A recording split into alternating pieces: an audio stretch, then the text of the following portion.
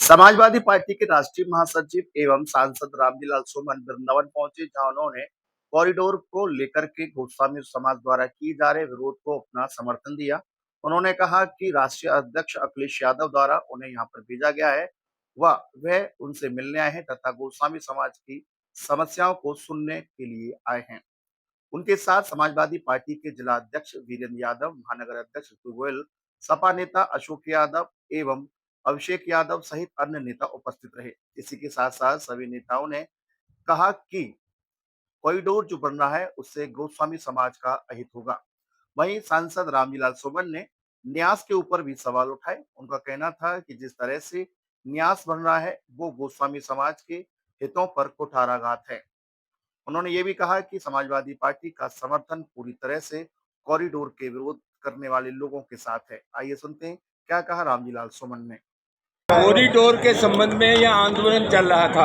ये नीचे समाजवादी पार्टी के राष्ट्रीय अध्यक्ष अखिलेश यादव जी ने इस कॉरिडोर के मामले को बहुत गंभीरता के साथ लिया है और सबसे बड़ी बात यह है कि गोस्वामी समाज के लोग इस मंदिर की देखभाल करते थे। एक तरह से प्रबंधक तंत्र उनके हाथ में था। ये उनका पुश्तैनी काम था।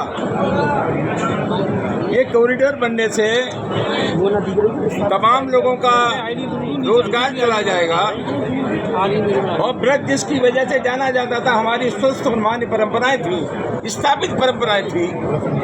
ये ब्रज की ये गलियां, कुंज गलियां रहनी चाहिए जिनसे ब्रज जाना जाता है।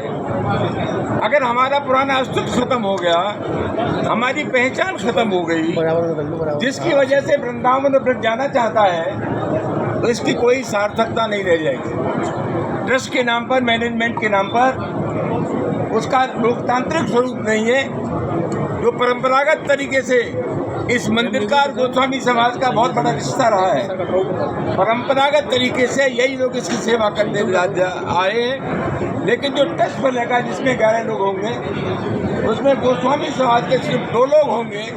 ये मैं समझता हूँ ये किसी भी कीमत पर न्याय संगत नहीं है। न सिर्फ ये लोग, ये 84 कोसी जो परिक्रमा है, अगर उसकी बात आएगी वो कॉरिडोर बनेगा, तो ये छोटे छोटे मंदिर हैं जो हमारी पहचान है, वो भी नष्ट हो जाएंगे। बहुत गंभीर मामला है। एक तरफ क्या गोस्वामी समाज के लोगों का ये परंपरागत काम है, वो नष्ट हो जाएगा।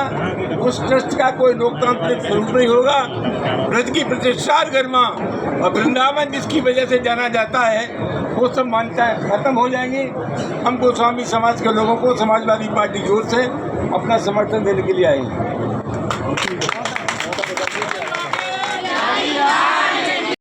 वृंदावन के बांके बिहारी कॉरिडोर को लेकर के लगातार गतिरोध जारी है। समाजवादी पार्टी के राष्ट्रीय महासचिव एवं सांसद रामविलास सुमन आज वृंदावन आए तथा गोस्वामी समाज को उन्होंने अपना समर्थन दिया।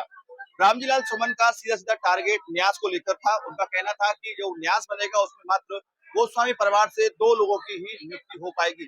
ऐसे में उनका विरोध है। उन्होंने कहा कि गोस्वामी समाज के हक को छीना जा रहा है, इसलिए वह गोस्वामी समाज के साथ है। अपने निर्धारित कार्यक्रम के तहत रामविलास सुमन यहाँ वृंदावन पहुंचे और उन्होंने गोस्वामी समाज की महिलाओं को आश्वासन दिया। इसके साथ ही गोस्वामी समाज के द्वारा कृमि कल्चर कल से शुरू कर दिया गया।